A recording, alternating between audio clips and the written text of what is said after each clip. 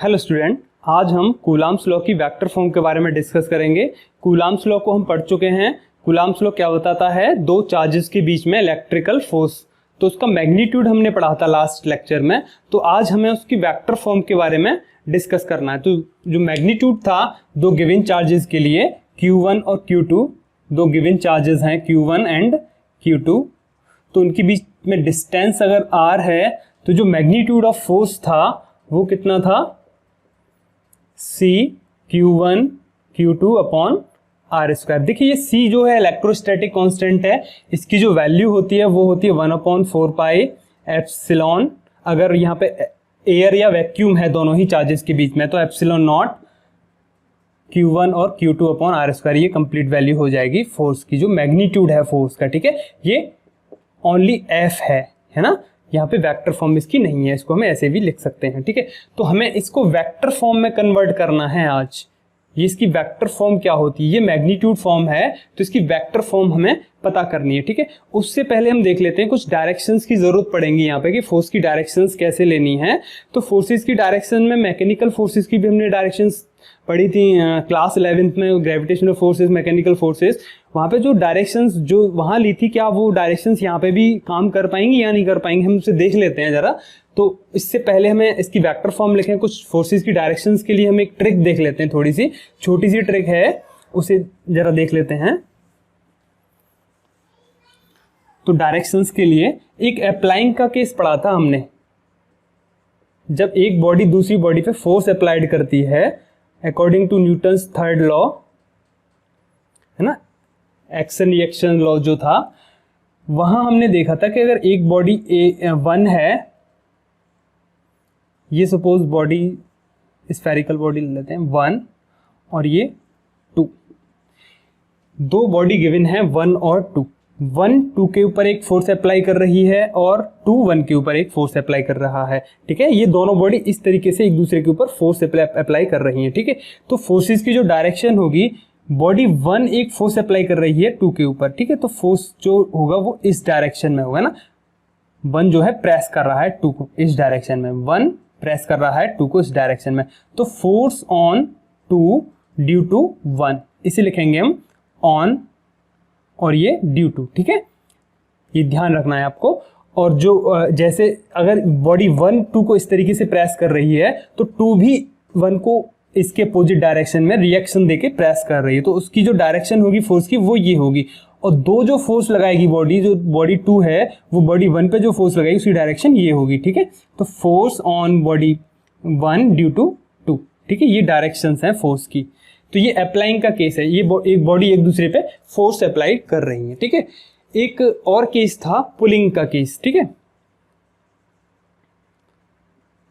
Pulling, जब एक body दूसरी बॉडी को पुल करती है, तो पुलिंग वाला केस हमने देखा था। सपोज ये एक बॉडी है 1 और ये एक स्प्रिंग के थ्रू इस तरीके से कनेक्टेड है बॉडी 2 से। ठीक है, और यहाँ इसे हम फिक्स कर देते हैं। चलिए, फिक्स कर दिया हमने 1 को, और फिक्स करने के बाद यहाँ से हम इसे पुलिंग करते हैं इस डायरेक्शन में। ठीक है, जब हम बॉडी 2 को इस डायरेक्शन में पुलिंग करेंगे तो यहाँ बॉडी 1 पे जो फोर्स लगेगा वो किस तरीके से होगा? 1 पे जो फोर्स लगेगा वो होगा इस डायरेक्शन में। देखो, फोर्स ऑन 1 ड्यू टू 2, क्योंकि 2 जो है 1 को पुल कर रहा है अपनी तरफ। ठीक है, तो फोर्स की जो डायरेक्शन होगी, जो 1 पे जो फोर्स लगेगा बॉडी 2 की वजह से, उसकी डायरेक्शन ये होगी। ठीक है, और जब 1 को पुल करेगा अपनी डायरेक्शन में तो 1 भी 2 को पुल करेगा अपनी डायरेक्शन में according to reactions law, action reaction जो लॉ है। तो एक फोर्स 2 पे भी काम करेगा, force on object 2 due to 1, उसकी डायरेक्शन क्या होगी? ये होगी इसकी डायरेक्शन। ठीक है, इन दोनों की हमें डायरेक्शंस यहाँ पता लगी। जो ये है पुलिंग का केस, जब हम इस बॉडी को इस डायरेक्शन में पुल कर रहे हैं। तो यहाँ हमने एक तो अप्लाइंग का केस देखा और एक पुलिंग का केस देखा। देखिए, अब डायरेक्शन को जरा एनालाइज करें हम यहाँ पे, तो देखो ये जो डायरेक्शन है, ये जो 2 पे जो फोर्स लग रहा है 2 2 1, डायरेक्शन क्या है? 2 1 1 ये है, 2 ये है, तो डायरेक्शन देखिए 1 से 2 की तरफ, 1 से 2 की तरफ, 1 से 2 की तरफ लग रहा है ये वाला फोर्स, 1 से 2 की तरफ। ठीक है, और यहाँ पे जो फोर्स लग रहा है वो 2 से 1 की तरफ लग रहा है, जो 1 पे जो फोर्स लग रहा है वो लग रहा है 2 से 1 की तरफ, ठीक है। ऐसे ही हम यहाँ देखें, जो फोर्स लग रहा है बॉडी 1 पे, वो उसकी डायरेक्शन देखो 1 से 2 की तरफ, इस डायरेक्शन में 1 से 2 की डायरेक्शन में लग रहा है, 1 से 2 की डायरेक्शन में।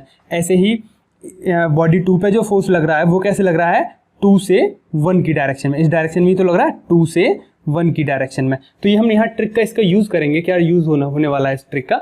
तो फिलहाल हमने देखा कि अप्लाइंग के केस में जब भी जो फोर्स की डायरेक्शन लेनी है वो हमें, ये तो ऑन है और ये ड्यू टू है, तो सेकंड वाले से फर्स्ट वाले की तरफ डायरेक्शन लेनी है, सेकंड वाले से फर्स्ट वाले की तरफ डायरेक्शन लेनी है। और जो पुलिंग के केस जितने भी आएंगे उसमें 1 से लेके 2 की तरफ डायरेक्शन लेनी है, फर्स्ट से लेके सेकंड की तरफ डायरेक्शन लेनी है। ये डायरेक्शन हमें यहाँ पे इसका ट्रिक का यूज़ करेंगे, छोटी सी ट्रिक है। वैसे डायरेक्शंस हम जानते हैं निकालना, किस तरीके से हमें डायरेक्शंस निकालनी है। अब हम यहाँ देखते हैं कि ये तो अप्लाइंग का केस हो गया, ये पुलिंग का केस हो गया। अच्छा, अप्लाइंग का केस जो है यहाँ जो ये मैकेनिकल फोर्सेज के लिए ले रहे हैं हम, यहाँ पे मैकेनिकल फोर्सेज के लिए हमने क्लास 11th में ये चीज़ पढ़ी थी, ठीक है। इस ट्रिक को आप क्लास 11th के जो मैकेनिकल फोर्सेज वाले जितने भी न्यूमेरिकल्स थे उनमें आप यूज़ करेंगे, ये वहाँ पे ये काम करेंगे, ठीक है। यहाँ अब हम देखते हैं कि अप्लाइंग का जो केस है वो रिपल्सन के तरह काम करेगा कि नहीं करेगा। देखिए, दो चार्ज बॉडी है ये, है ना। यहाँ तो ये मास बॉडी थे ये दोनों, m1 m2, यहाँ पे ये q1 और q2 है ना, दो चार्ज बॉडी हैं ये। अच्छा, इन दोनों का चार्ज कैसा है, सेम चार्ज है, तो ये दोनों एक दूसरे को रिपेल्ड करेंगे। क्या करेंगे, ये दोनों एक दूसरे को रिपेल्ड करेंगे। तो Q1 जो बॉडी है या जिसके पास चार्ज Q1 है, एक बॉडी 1 है जिसके पास चार्ज Q1 है और एक बॉडी 2 है जिसके पास चार्ज Q2 है, तो ये 1 जो बॉडी है, फर्स्ट बॉडी को कौन रिपेल्ड करेगा, 2 रिपेल्ड करेगा इस डायरेक्शन में, है ना। दोनों एक दूसरे से दूरी तो हटेंगे, ये 1 और 2 दोनों एक दूसरे से दूर हटेंगे, तो 1 पे एक फोर्स अप्लाई करेगा, कौन, body 2, force on 1 due to 2, ये डायरेक्शन होगी। ऐसे ही 1 इसको प्रेस करेगा, दूर हटाएगा, अवे फ्रॉम, तो इसकी डायरेक्शन क्या होगी, फोर्स ऑन 2 ड्यू टू 1, ठीक है, ये डायरेक्शन होगी यहाँ पे। तो ये कौन सा केस है, यहाँ पे चार्जेस वाला केस हम ले रहे हैं, चार्जिंग का। तो चार्जिंग के केस में हम यहाँ देख रहे हैं कि जो डायरेक्शन है फोर्स की किधर है, यहाँ देखते हैं हम अगर, तो डायरेक्शन देखिए, फोर्स की डायरेक्शन है 2 from 1, 2 from 1, यही तो डायरेक्शन है। जो 1 पे जो फोर्स लग रहा है इसकी डायरेक्शन यही तो है, जो बॉडी 1 पे जो फोर्स लग रहा है 2 से 1 की तरफ, है ना, 2 से 1 की तरफ। और 2 पे जो फोर्स लग रहा है उसकी डायरेक्शन देखें तो हम कैसे है, ये इस डायरेक्शन में है ना, इस डायरेक्शन में 1 से 2 की तरफ, 1 से 2 की तरफ, ठीक है। तो सेम वही ट्रिक काम कर रही है यहाँ पे भी। जो अप्लाइंग वाला केस है वो रिपल्सन की तरह काम करेगा, रिपल्सन के केस में, ठीक है। जब भी रिपल्सन होगा, रिपल्सन प्लस प्लस में भी होगा और माइनस माइनस में भी रिपल्सन होगा, ठीक है। अच्छा, ये रिपल्सन का केस हो गया। अच्छा, अट्रैक्शन का केस हम देखते हैं। अट्रैक्शन का केस देखिए, अट्रैक्शन का केस और देख लेते हैं। 1 और 2,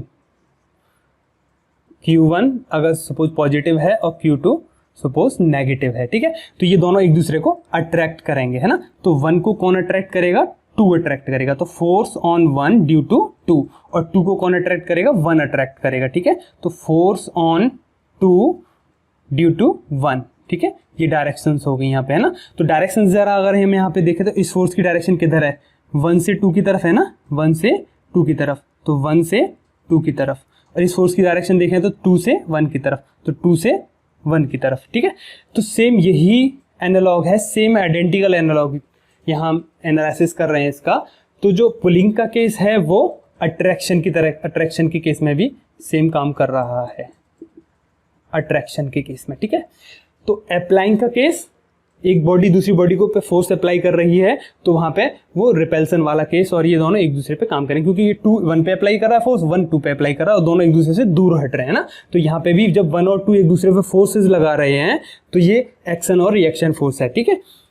यहाँ हम पुलिंग वाला केस देख रहे हैं तो फोर्सेज की डायरेक्शन इस तरीके से काम करेंगे, ठीक है। तो हमें सिंपल क्या याद रखना है, जब भी अप्लाइंग का केस आएगा, फोर्स अगर अप्लाइंग कर रहे हैं, एक बॉडी दूसरी बॉडी पे फोर्स अप्लाई कर रही है, अप्लाइंग के केस में सिंपल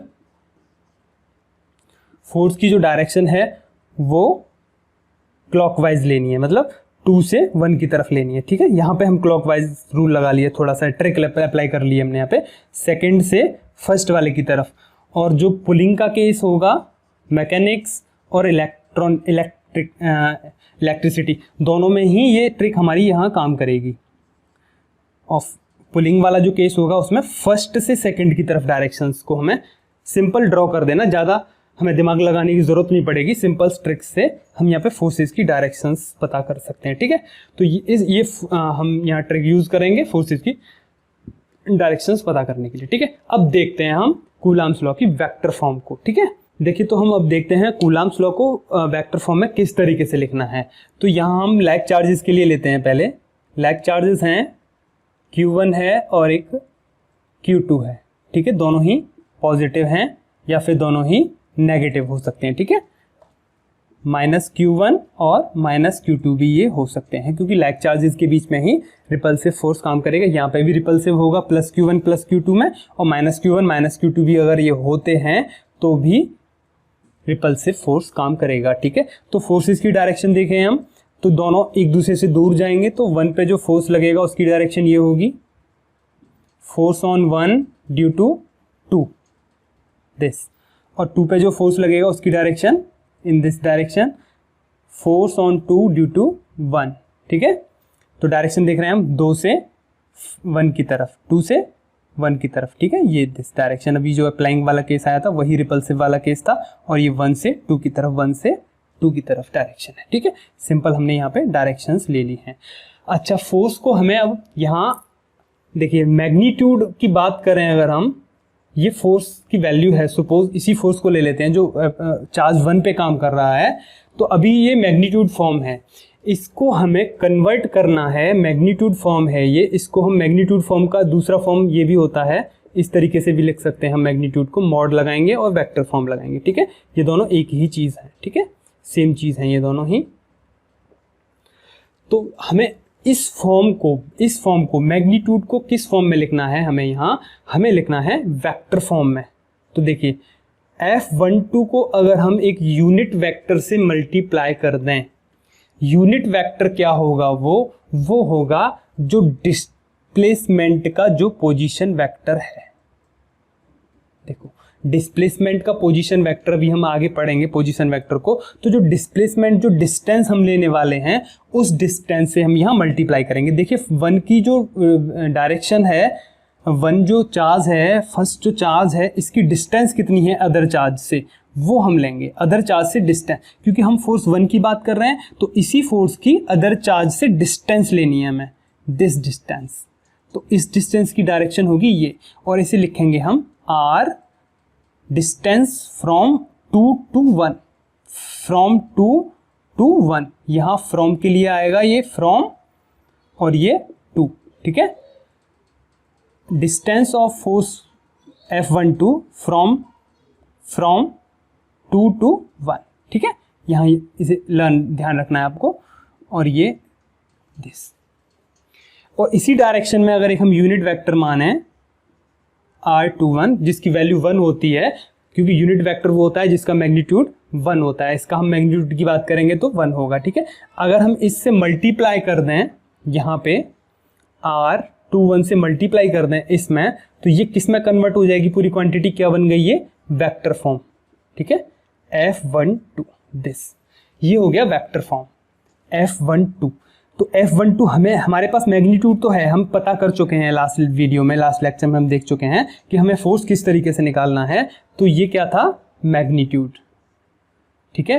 तो यहाँ से ये वेक्टर फॉर्म आएगी, तो हमें F12 पता करना है, तो F12 की वैल्यू कितनी होगी, F12 मैग्नीट्यूड फॉर्म में लिख सकते हैं या फिर सिंपल फॉर्म में भी लिख सकते हैं, और R21 ये यूनिट वेक्टर, ठीक है। अब यहाँ से फिर से हम यहाँ पे मॉड लगाएंगे, इनका मॉड तो ये तो ऑलरेडी है ही, इसका मॉड लगाएंगे तो इसकी वैल्यू कितनी हो जाएगी, 1। तो जो क्या रहा F12 का, F12 ही रहा। तो F12 की जो मैग्नीट्यूड फॉर्म है उसे हम कैसे लिखेंगे, R21 यूनिट वेक्टर, ठीक है। ये हो गया। अब यहाँ हम वैल्यूज को पता करेंगे इस इक्वेशंस में। F12 हम निकाल चुके हैं पहले, है ना, जो मैग्नीट्यूड है उसको हम निकालना देखते हैं यहाँ पे कैसे निकालते हैं उसे। F12 की जो वैल्यू है, तो देखिए F12 की जो वैल्यू है वो कितनी होगी, force electrostatic constant C Q1 Q2 upon distance हम यही लेंगे R21 का स्क्वायर, ठीक है। और ये R21 ये वेक्टर फॉर्म में है और ये मैग्नीट्यूड फॉर्म में है, ठीक है। R21 ये मैग्नीट्यूड फॉर्म में है और इसको R21 को हम इस तरीके से भी लिख सकते हैं, R21, ठीक है। यहाँ हम एक मॉड लगा के और यहाँ वेक्टर साइन लगा के भी इसका स्क्वायर करके लिख सकते हैं, ठीक है। इसको लिखने का ये फॉर्म है सिंपल। अब हम यहाँ कैसे लिख रहे हैं इसे, R21 का स्क्वायर, ठीक है। ये होगी F12 की वैल्यू। तो F12 की वैल्यू है हमें मिल चुकी है, इसमें हमें किससे मल्टीप्लाई करना है, अब multiply by this unit vector R21, तो हमें मिल जाएगा F12, ठीक है।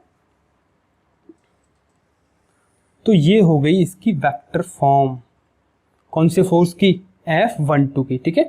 F12 जो फोर्स लिया था उसकी ये वेक्टर फॉर्म हो गई, अच्छा है ना। यहाँ पे इसका हम मॉड लगा देंगे तो ये F12 हो जाएगा सिंपल, और यहाँ इसका मैग्नीट्यूड कितना होता है 1।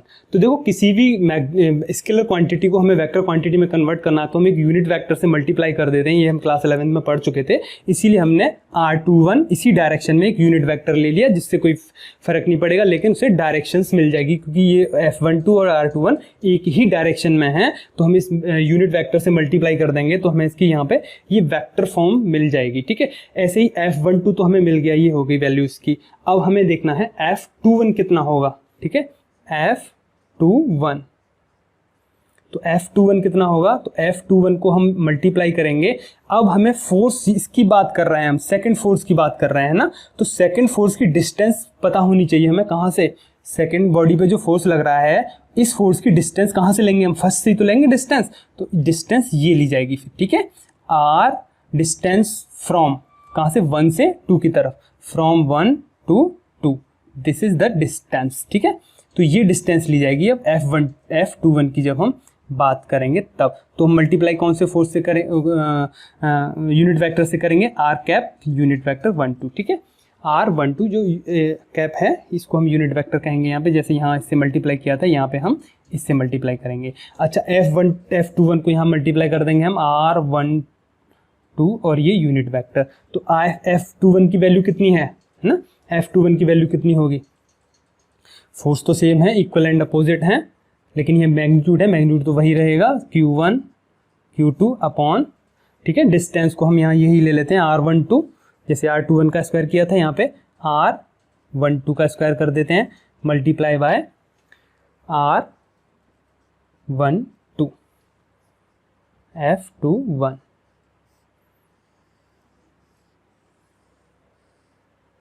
ठीक है।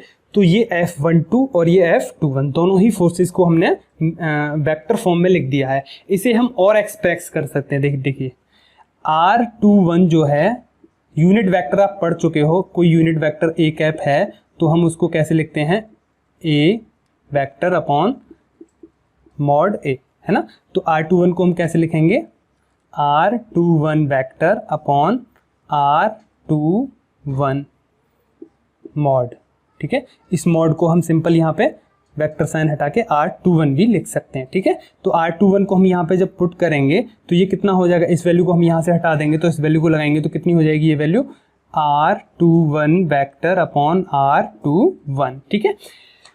और ये दोनों मल्टीप्लाई, तो ये कितना हो जाएगा, इसे यहाँ से हटा देंगे हम तो ये कितना हो जाएगा Q, यहाँ पे Q 3 टाइम्स, ठीक है। तो हम इसे ऐसे भी लिख सकते हैं, ऐसे ही हम यहाँ पे इसको यहाँ पे क्यूब कर देंगे और R12 कितना हो जाएगा, R12 बिल्कुल इसी की तरह से, तो यहाँ पे ये वेक्टर साइन आ जाएगा और ये क्यूब, ठीक है। और हम इसे और एलोबोरेट करेंगे और आगे, तो यहाँ पे एक बता चुका हूँ मैं पहले इस बात को, मॉड लगा के एक वेक्टर साइन और ये क्यूब, है ना। मॉड लगाएंगे वेक्टर साइन और Q, या पहले लिखा था ऐसे लिख देंगे या फिर ऐसे भी हम इसे लिख सकते हैं, ठीक है, क्योंकि अब भी ये स्केलर है, ये वाला पार्ट अब भी स्केलर है और ये वाला पार्ट अब भी स्केलर है, ठीक है।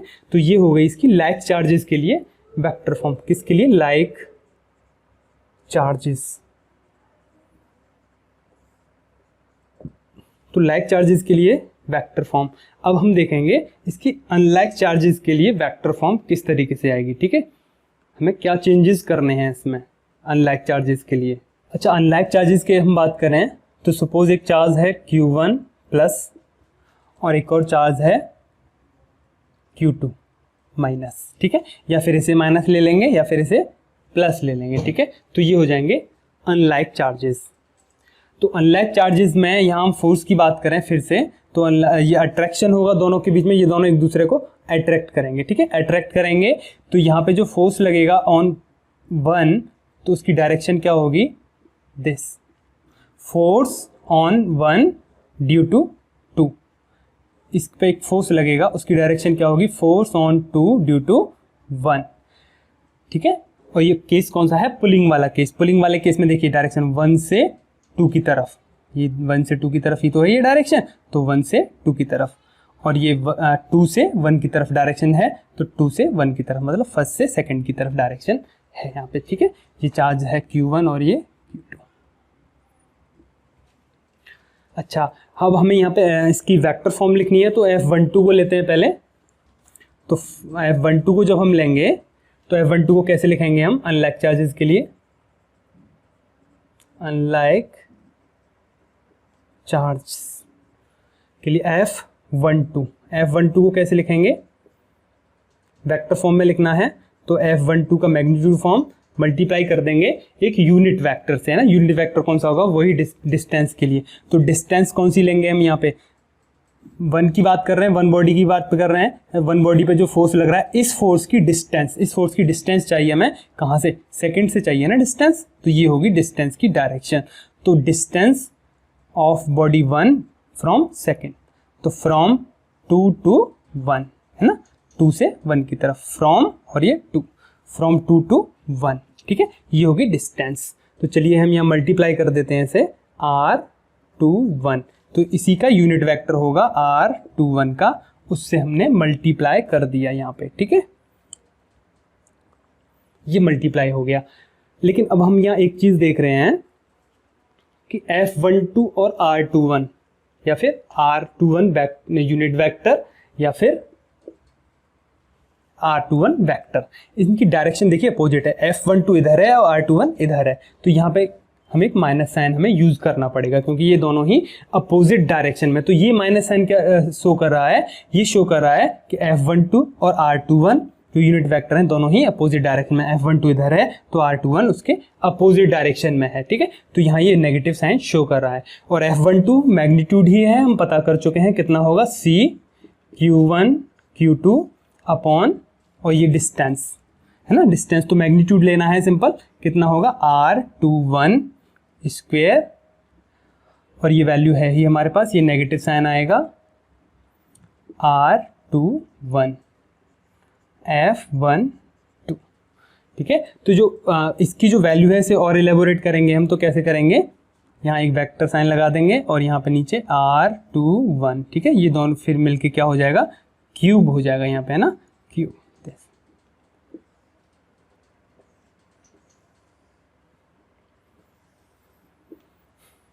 तो ये माइनस साइन, ठीक है, ध्यान रखना है। तो अनलाइक में एक माइनस साइन आ गया यहाँ पे, पहले की तरह है सेम, बस यहाँ पे क्या आ गया है? एक नेगेटिव साइन आ गया है। अभी जो लाइक चार्जेस वाला आप पीछे देखेंगे तो यहाँ पे R21 सेम है सब कुछ, लेकिन बस एक माइनस चार्ज आ गया है। इट मीन्स क्या है कि जब भी हम वेक्टर फॉर्म लेंगे तो हमें चार्जेस को साइन के साथ ले लो, सिंपल। Q1 को पॉजिटिव लेंगे, ये तो माइनस नहीं लगाओगे, और Q2 को नेगेटिव ले लो, दोनों का मल्टीप्लाई होगा तो क्या आ जाएगा? माइनस। ये ट्रिक से हम यहाँ पता कर सकते हैं। वैसे मैग्नीट्यूड में केवल पॉजिटिव ही लेते हैं हम, लेकिन हमें यहाँ पे वैल्यू निकालनी है वेक्टर फॉर्म के लिए, या तो माइनस पहले ही पुट कर दो, फिर दोनों को ही पॉजिटिव ले लो, दोनों ही चार्ज का मैग्नीट्यूड पॉजिटिव ले लो, या फिर चार्जेस को ले लो और यहाँ पे माइनस साइन पहले मत लगाओ, ठीक है।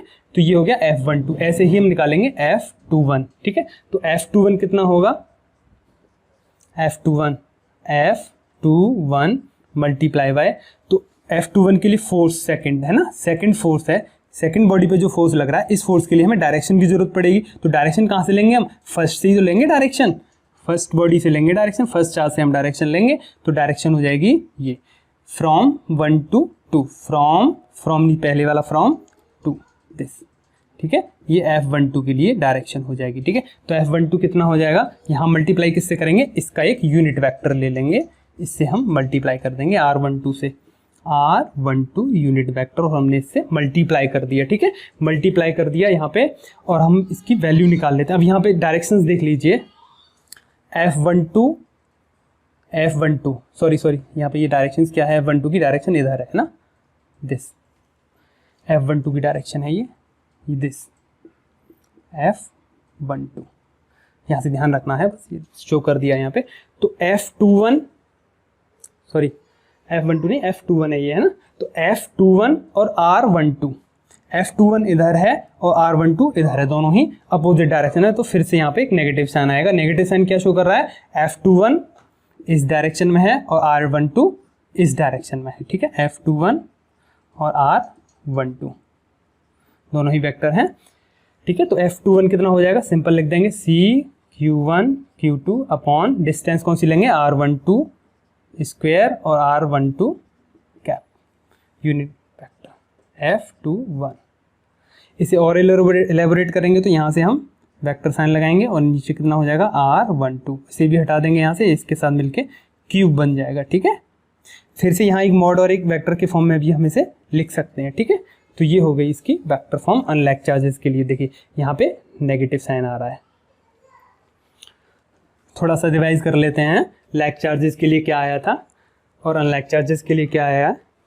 अच्छा, लैक चार्जेस में क्या था, Q1 Q2 F12 और F21, है ना। तो F12 कितना आया था वहाँ पे, F12 कितना आया था, F12 कितना होगा, CQ1 Q2 अपॉन इसकी डिस्टेंस कहाँ से, सेकंड से, तो R21 क्यूब और R21 यूनिट वेक्टर, ठीक है। F12 की वैल्यू ये आई थी। यहाँ पे देखो क्या डिफरेंस है, केवल साइन का डिफरेंस है। लैक चार्जेस के लिए यहाँ पॉजिटिव आया था और यहाँ पे नेगेटिव आ रहा है, ठीक है, इन दोनों में। अच्छा, F21 की बात करेंगे जब हम, इसके लिए F21 कितना होगा, अभी हम पीछे जो निकाल के आए हैं, F21 कितना था लैक चार्जेस के लिए, plus CQ1 Q2 R12 Q और R12। देखिए केवल नेगेटिव साइन का डिफरेंस, आप पीछे देख लीजिए, पीछे वीडियो को बैक करके, केवल नेगेटिव और पॉजिटिव साइन का डिफरेंस है, सेम है। तो हमें वेक्टर फॉर्म में केवल एक ही हम यूज कर सकते, एक ही फॉर्मूला याद रखेंगे और बाकी में हम केवल माइनस साइन लगा देंगे, ठीक है। तो माइनस साइन लगाने से हमें उसकी अनलैक चार्जेस के लिए आ जाएगा और लैक चार्जेस के लिए रखना है तो वो पॉजिटिव में होगा वैल्यू, ठीक है। तो यहाँ जो माइनस साइन आ रहा है, ये जो माइनस साइन आ रहा है, ये किस केस में आ रहा है, अट्रैक्शन वाले केस में आ रहा है ना, अट्रैक्शन वाले केस में माइनस साइन आ रहा है, ठीक है, अट्रैक्शन।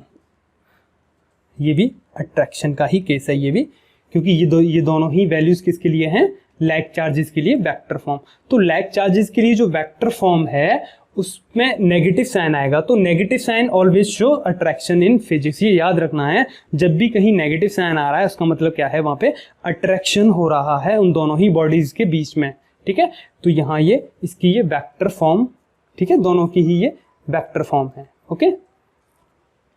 अच्छा, हम यहाँ पे देखते हैं कि जो R21 और R12 हैं, दोनों में यूज हुआ है R21 वेक्टर और R12 वेक्टर, इनकी वैल्यूज हम कैसे फाइंड आउट करेंगे, ठीक है। इनकी वैल्यूज फाइंड आउट कब हो पाएगी, तब इनकी पोजीशन वेक्टर्स गिवन होंगे, ठीक है। ओरिजिन से इनके पोजीशन वेक्टर गिवन होंगे, तो हम इनकी वैल्यूज कैसे फाइंड करनी है ये देख लेते हैं अभी, ठीक है। तो हम यहाँ देखेंगे when position vectors given, when position vector given, जब पोजीशन वेक्टर दिए होंगे तब क्या करना है।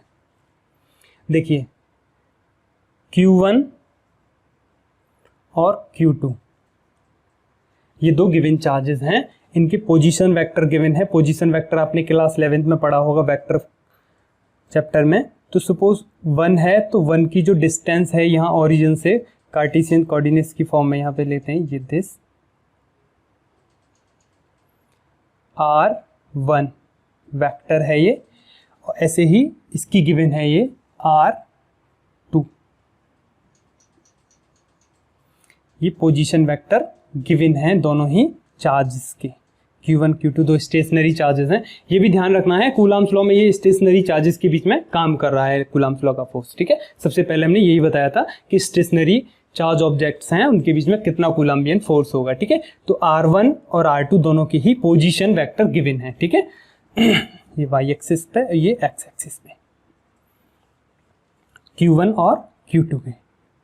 तो यहाँ हम जो वैल्यूज ले रहे थे, ये लाइक चार्जेस हैं, तो जो फोर्स लगेगा दोनों ही में, ये रिपल्सिव फोर्स लगेगा, ये इधर होगा F21 और यहाँ था F12, ठीक है।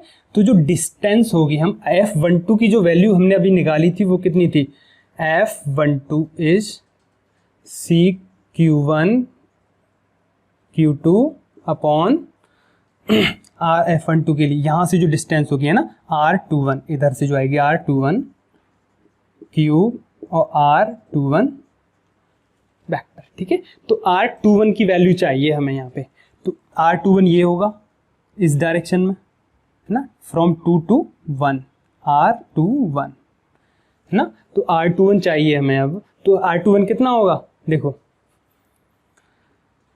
वेक्टर का जो रिजल्टेंट वाला लॉ है, हम वहाँ पढ़े थे ये चीज़, देखिए R2 और R12 ये दोनों ही कंटिन्यूस हैं। देखिए ये वेक्टर डायरेक्शन इधर है, यहाँ पे ये एंड होता है, फिर यहाँ से इसी डायरेक्शन में अगला वेक्टर आ गया, तो इन दोनों को पॉजिटिव ले लो आप। ये ट्रिक है, R21 वेक्टर और R2 वेक्टर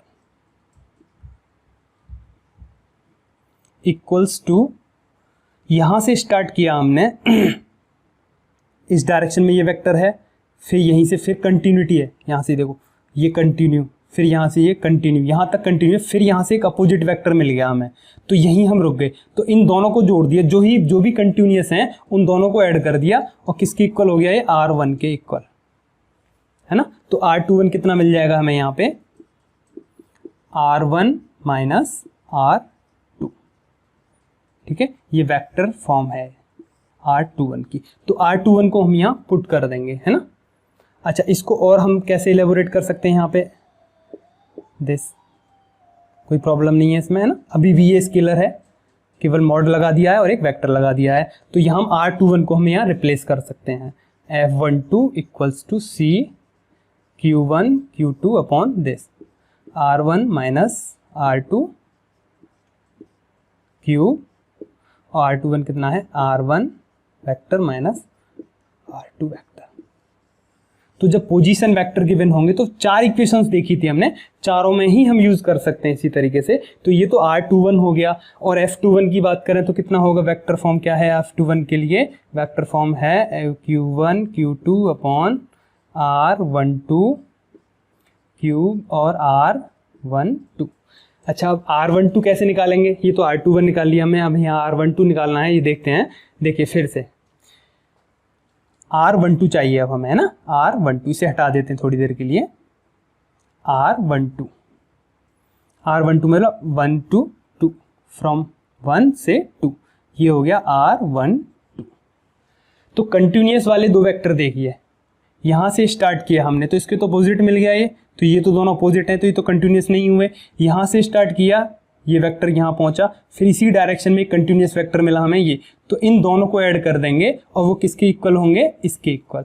तो R1 plus R12 vector equal to R2।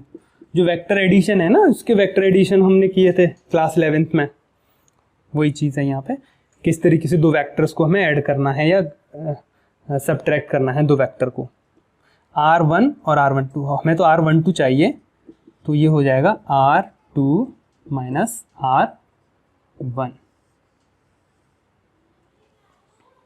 देखिए R21 चाहिए तो R1 माइनस R2, मतलब दूसरे वाला पहले और पहले वाला बाद में।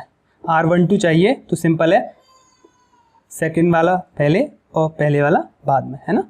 R2 minus R1, R1 minus R2, ठीक है। तो यहाँ R12 हम यहाँ यूज़ करेंगे तो किस तरीके से लिख देंगे हम इसे, F21 equals to C Q1 Q2, R12 की वैल्यू लगा देंगे हम R2 माइनस R1 और इसका क्यूब, और R12 की जगह कितने लिखेंगे, R2 माइनस R1, और दोनों ही वेक्टर हैं। ये मॉड नहीं है, ध्यान रखना है, यहाँ पे ये मॉड है।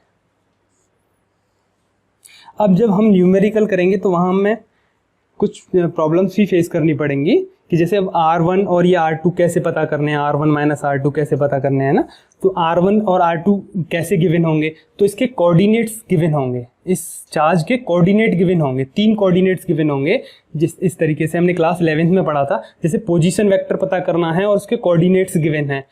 पोजीशन वेक्टर पता करना है हमें, उसके सपोज पोजीशन वेक्टर इस तरीके से दिया हुआ है 0 1 2, है ना, ये पोजीशन वेक्टर के कोऑर्डिनेट्स हैं। तो इससे हमें R1 निकालना है, तो xi प्लस y j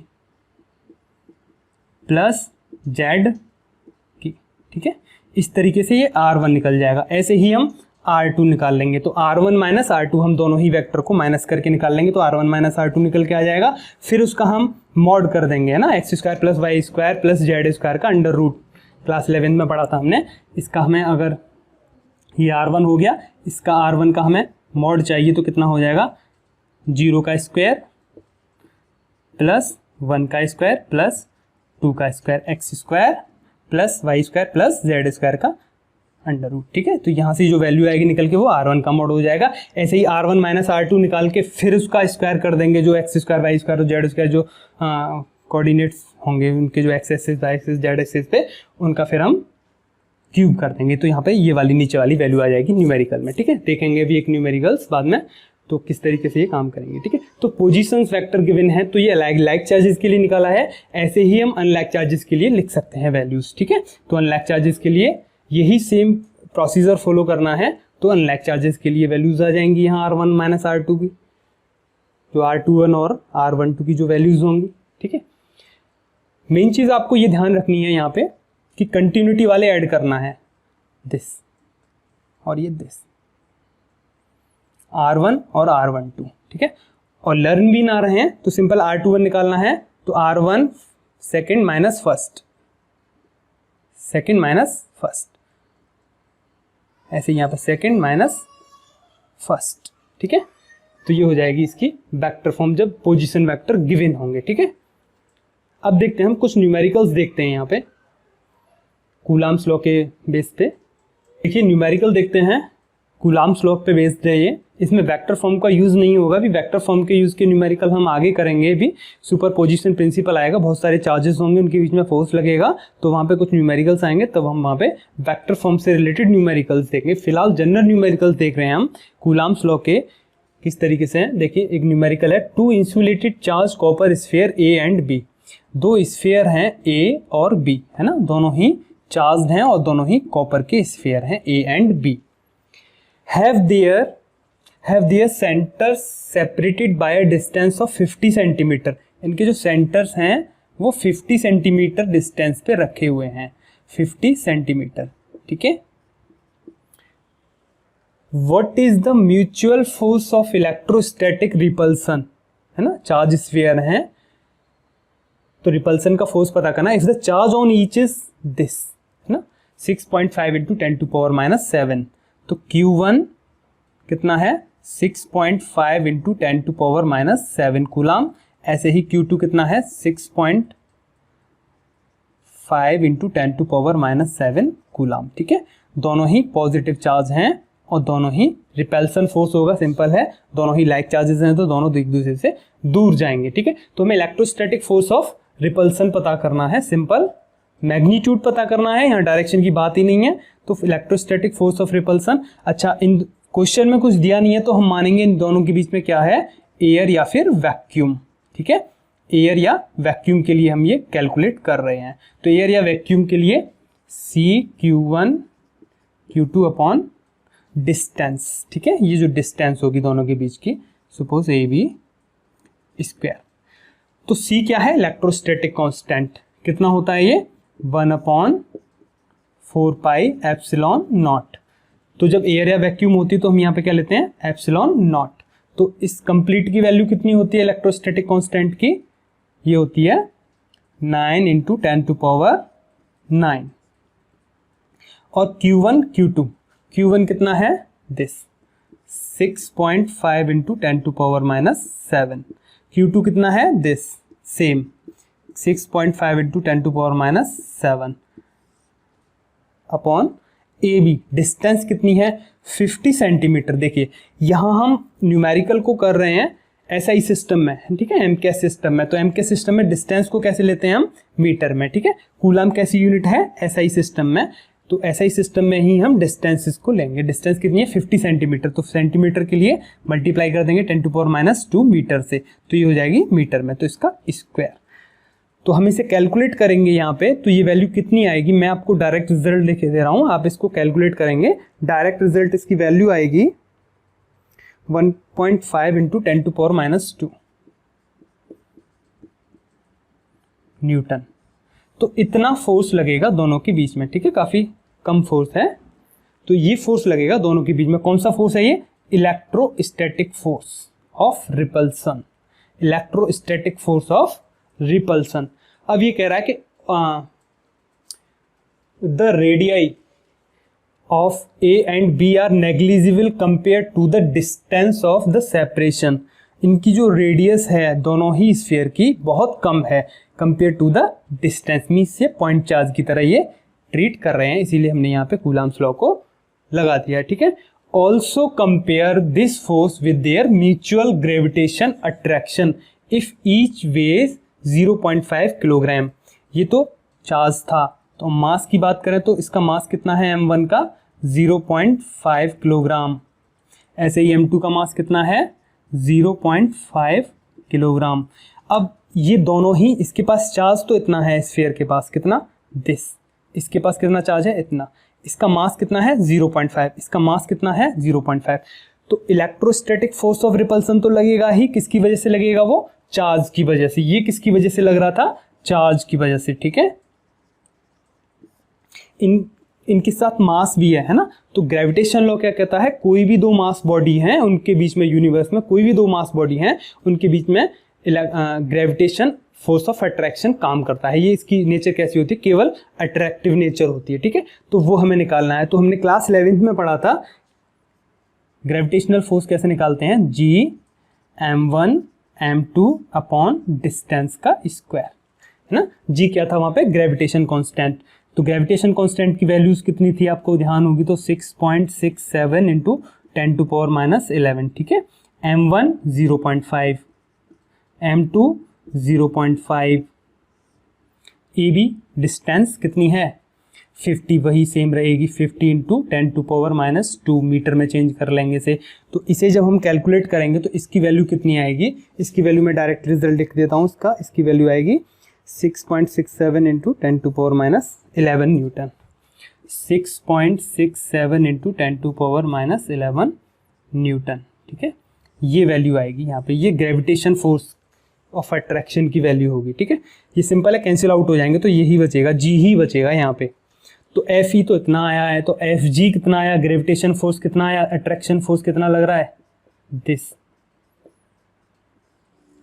देखिए दो चार्ज स्फीयर ए और बी, दोनों के बीच में इलेक्ट्रोस्टैटिक फोर्स 10⁻² न्यूटन के ऑर्डर का, ठीक है। ग्रेविटेशन फोर्स 10⁻11 न्यूटन के ऑर्डर का। तो बड़ी वैल्यू कौन सी है, एफ ई, है ना। इलेक्ट्रोस्टैटिक फोर्स ऑफ रिपल्सन बहुत बहुत बड़ा है, जो ग्रेविटेशन फोर्स जो क्लास 11th में पढ़ के आए थे हम। तो मास की वजह से जो फोर्स लग रहा है ग्रेविटेशन का, वो है दिस। तो ये बहुत कम लग रहा है मास की वजह से। दो देखिए इस बॉडी के पास क्या है, चार्ज है और मास है, ऐसे ही इसके पास चार्ज है और मास है। तो चार्ज की वजह से इलेक्ट्रोस्टैटिक फोर्स लग रहा है, कितना लग रहा है, 1.5 इंटू 10⁻² न्यूटन, और मास की वजह से भी फोर्स लग रहा है उसी time, same time electric force लग रहा है, सेम टाइम ग्रेविटेशन फोर्स लग रहा है। कितना लग रहा है? 10⁻11 न्यूटन के ऑर्डर का, ठीक है। लेकिन इलेक्ट्रोस्टैटिक फोर्स बहुत बहुत बहुत बड़ा है ना, very very large, greater than to gravitation force. तो इट मीन्स ग्रेविटेशन फोर्स तो अट्रैक्टिव है, मास की वजह से ये दोनों अट्रैक्ट करेंगे, चार्ज की वजह से ये दोनों रिपेल्ड करेंगे।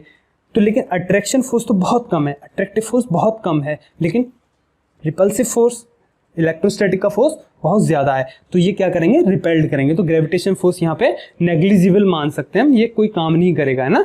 तो इसी वजह से ये दोनों चार्ज ऑब्जेक्ट एक दूसरे से दूर जा रहे हैं, ठीक है। इंसुलेटेड मीन्स इंसुलेटेड बॉडी से इनको चार्ज किया गया है, किसी भी इंसुलेटेड बॉडी से रबिंग करके चार्ज किया हुआ हो तो इंसुलेटेड चार्ज कॉपर स्फीयर। इसी का एक और पार्ट है इसी न्यूमेरिकल का, उसे भी देखते हैं जरा। देखिए इसका सेकंड पार्ट है, what is the force of repulsion. वही फोर्स ऑफ रिपल्सन जो काम कर रहा है। If each sphere is charge doubled, उनके चार्ज को डबल कर दिया है, द एबव अमाउंट जो पहले दिया था उसका डबल कर दिया है, and the distance between them is half, और डिस्टेंस को हाफ कर दिया है। जो डिस्टेंस पहले गिवन थी, चार्ज था Q1, charge sphere body A और बॉडी B, है ना। तो Q1 और दोनों के पास सेम चार्ज था, Q कितना था? 6.5 इंटू 10⁻7। तो इसको क्या कर दिया? डबल कर दिया, इसे 2Q कर दिया और इसे भी 2Q कर दिया, और डिस्टेंस को भी हाफ कर दिया। पहले कितनी थी? 50 सेंटीमीटर थी, अब कितना कर दिया? हाफ करके 25 सेंटीमीटर, ठीक है। तो सपोज पहले डिस्टेंस कितनी थी? AB, तो अब कर दिया AB/2। ये डिस्टेंस है और ये चार्ज हैं दोनों के बीच में। तो कितना फोर्स काम करेगा? कौन सा? Force of repulsion. कितना होगा force of repulsion? 1/4 pi epsilon not. Q1 कितना है? 2Q हो गया। वैल्यूज नहीं लगा रहे, हमें तो बस ये चेक करना है कि फोर्स कितने टाइम्स कम या ज़्यादा हो गया, फिर बाद में उस वैल्यू को उसी से मल्टीप्लाई कर देंगे जितने टाइम्स वो बढ़ जाएगा या कम हो जाएगा। 2Q अपॉन डिस्टेंस पहले कितनी थी? AB, अब कितनी होगी? AB/2, ठीक है। तो ये 2 और 2 4 और 2 जा 8, लेकिन इसका स्क्वायर भी होगा साथ में, है ना। तो 1/4 पाई एप्सिलॉन नॉट, 2 जा 4Q अपॉन AB, और ये 2 जा 4 हो जाएगा, ऊपर हो जाएगा 4, तो 16 टाइम्स, है ना। तो इस टाइम फोर्स कितना हो गया? पहले का 16 टाइम्स इसका AB का स्क्वायर। तो Q की वैल्यू कितनी लगाएंगे? फिर से वही 6.5 इंटू 10⁻7, और AB की वैल्यू कितनी लगाएंगे? फिर से 50 लगा देंगे, क्योंकि हमने यहाँ पे इसे कैलकुलेट कर लिया है। तो पहले के कंपैरिजन में कितने टाइम्स हो गया फोर्स? 16 टाइम्स हो गया, है ना। चार्ज को डबल किया है और डिस्टेंस को हाफ कर दिया है। दो चार्ज जितनी डिस्टेंस पे थे उसको हाफ कर दिया है, और चार्जेस की जो मैग्नीट्यूड था उसको डबल कर दिया है। तो फोर्स कितने टाइम्स हो गया? 16 टाइम्स, ठीक है। तो इस तरह के न्यूमेरिकल्स आते हैं कि दो गिवन चार्ज हैं, उनके बीच की डिस्टेंस को हम हाफ कर दें तो फोर्स पे क्या इफेक्ट पड़ेगा, ठीक है। और चार्ज वही रहें तो, है ना, केवल इसे चेंज करेंगे, हाफ कर देंगे तो कितनी हो जाएगी? 2 × 4 टाइम्स फोर्स बढ़ जाएगा, है ना। पास आएंगे तो 4 टाइम्स फोर्स बढ़ जाएगा, उन दोनों के बीच में इलेक्ट्रिक फोर्स लग रहा है। इसका एक पार्ट और है अभी, उसे भी देख लेते हैं। देखिए यहाँ पे गिवन है the 2 sphere are placed in water. अभी हमने इस पार्ट में जो किया था वहाँ पे एयर या वैक्यूम लिया था, उसका डाइलेक्ट्रिक कांस्टेंट गिवन है, जो रिलेटिव परमिटिविटी है, है ना, गिवन है 80। What will be the force of repulsion? तो डाइलेक्ट्रिक कांस्टेंट, रिलेटिव परमिटिविटी भी कहते हैं हम उसे ना, वाटर के लिए, जिसे तो लिखना चाहो लिख दो, वाटर के वाला जो सफिक्स है, या फिर के कितना है? गिवन है 80। तो हमें बताना है फोर्स ऑफ रिपल्सन कितना होगा। जो चार्ज स्फीयर थे A और B, इनके बीच में क्या रखा हुआ है? अब वाटर है। पहले क्या था? वैक्यूम। चार्जेस सेम है दोनों के पास, डिस्टेंस भी सेम है 50 सेंटीमीटर, है ना, और चार्ज भी वही है दोनों के पास। Q कितना है? 6.5 इंटू 10⁻7 कूलाम। तो हमें पता करना है कि फोर्स ऑफ रिपल्सन कितना होगा, वही सेम। तो कितना होगा? 1/4 पाई एप्सिलॉन, ठीक है, यहाँ वाटर रखा हुआ है ना, तो एप्सिलॉन नॉट और epsilon R, Q1 Q2 upon R square. देखिए जब एयर या वैक्यूम होती है तो हम क्या लेते हैं, ओनली एप्सिलॉन नॉट। जब मीडियम आ जाता है तो हमने लास्ट वीडियो में देखा था, तो मैग्नेटिक परमिटिविटी हम यूज करते हैं, absolute permittivity of the medium use करते हैं एप्सिलॉन एम। ठीक है, तो एप्सिलॉन एम हम पढ़ चुके हैं, कितना था, एप्सिलॉन नॉट और एप्सिलॉन आर। यहाँ वाटर है तो वाटर के लिए ले लेंगे इस पार्ट को, किसके लिए ले लेंगे, वाटर के लिए। तो यहाँ मीडियम कौन है, वाटर, तो ये आएगा। ठीक है, तो एप्सिलॉन डब्ल्यू की वैल्यू जो वाटर के लिए कितनी होगी, वैल्यू दिस। तो हम यहाँ क्या लिखेंगे, epsilon not epsilon R W. ठीक है, आर डब्ल्यू, और इस ये वैल्यू कितनी है, इसको के भी कहते हैं। ठीक है, कुछ बुक्स में इसको के भी कहते हैं, बुक्स में क्या सब जगह यूज भी करते हैं, बहुत सारी जगह। तो एप्सिलॉन आर भी यूज करते हैं, के भी यूज करते हैं, हम जानते हैं। तो इसको हम के कहते हैं, डाइलेक्ट्रिक कांस्टेंट या फिर एप्सिलॉन आर। ठीक है, ये वैल्यू गिवन है। तो 4 pi epsilon not epsilon R W भी कह सकते हैं, एप्सिलॉन के भी लिख सकते हैं। हम यहाँ पे सिंपली क्या लिख सकते हैं, के भी लिख सकते हैं। ठीक है, लेकिन हम क्या लिख रहे हैं यहाँ पे, एप्सिलॉन आर डब्ल्यू। ठीक है, तो इसकी वैल्यू कितनी गिवन है, 80, और इसकी वैल्यू कितनी होती है, 9 × 10⁹ और दिस, ये तो 1/k में आ जाएगा, 1/एप्सिलॉन आर में आ जाएगा, तो कितनी हो जाएगी, 1/80 मल्टीप्लाई बाय 6.5 × 10⁻⁷ Q1, ऐसे ही Q2 6.5 × 10⁻⁷, डिस्टेंस 50 सेंटीमीटर, तो 50 मल्टीप्लाई बाई 10⁻², क्योंकि मीटर में चेंज कर लेंगे, और उसका स्क्वायर। तो इलेक्ट्रोस्टैटिक फोर्स ऑफ रिपल्सन कितना हो जाएगा, यहाँ हम इसे सॉल्व करेंगे। हम डायरेक्ट रिजल्ट लिख दे रहा हूँ मैं इसका, ये आएगा 1.875 × 10⁻⁴।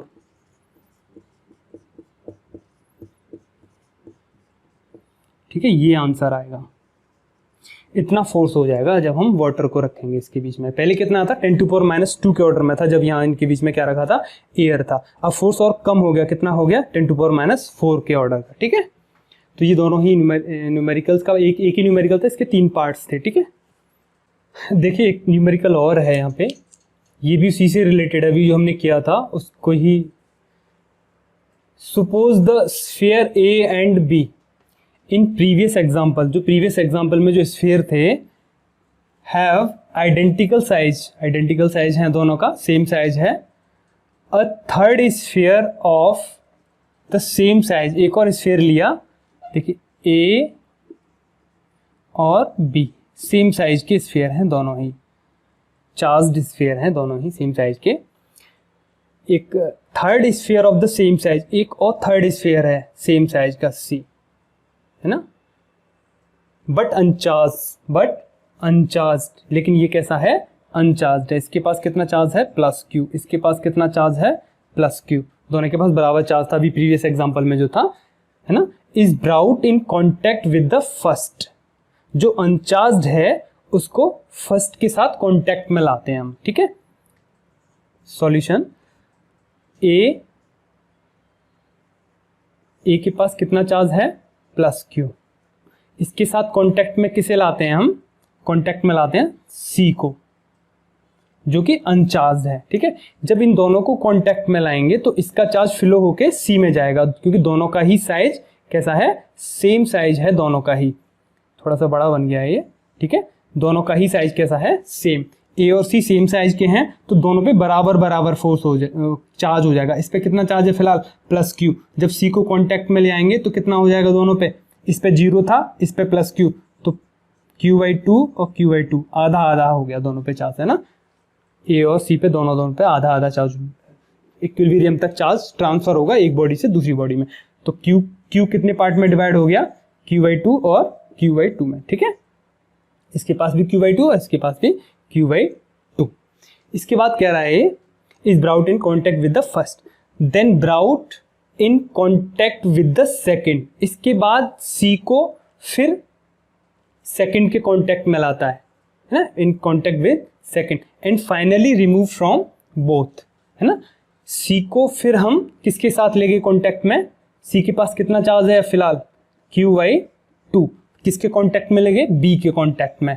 ठीक है, B के कॉन्टैक्ट में, B का भी साइज इतना ही है, तो B के कॉन्टैक्ट में लेंगे, और B के पास कितना चार्ज है ऑलरेडी, +Q। ठीक है, +Q, इसके पास चार्ज है, फिर इन दोनों का चार्ज कितना हो जाएगा, दोनों के पास सेम अमाउंट में हो जाएगा चार्ज, है ना, बराबर बराबर आधा आधा। नेट चार्ज कितना है फिलहाल, Q/2 और Q कितना हो गया 3Q/2, है ना, 2 1 2 और 1 3, तो 3Q/2। कंप्लीट चार्ज कितना है 3Q/2, लेकिन ये आधा आधा दोनों पे शेयर हो जाएगा, ठीक है, तो कितना हो जाएगा 3Q/4, क्योंकि दोनों का ही साइज कैसा है, सेम है। तो C और B के पास कितना चार्ज हो गया, अब C और B के पास जब कांटेक्ट में आए तो कितना चार्ज हो गया 3Q/4 इसके पास और 3Q/4 इसके पास, ठीक है। C और B को यहां से तो इसे कांटेक्ट हटा दिया था, तो A के पास कितना चार्ज रह गया था Q/2, और अब ये फिर कह रहा है finally remove from both what is the new force of repulsion between A and B।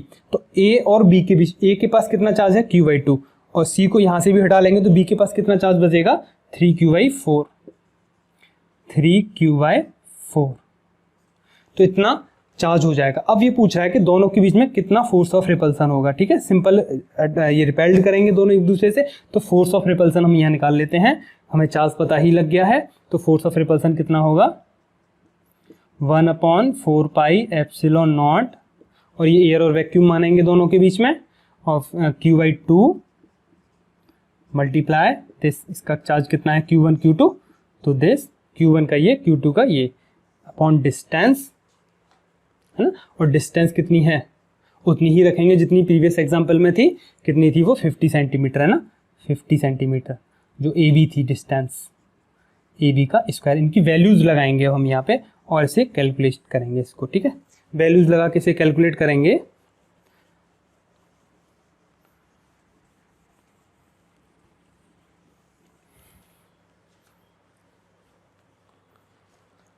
तो Q कितना था प्रीवियस एग्जांपल में, उसकी वैल्यू देख लेते हैं कितनी थी, पहले उसकी थी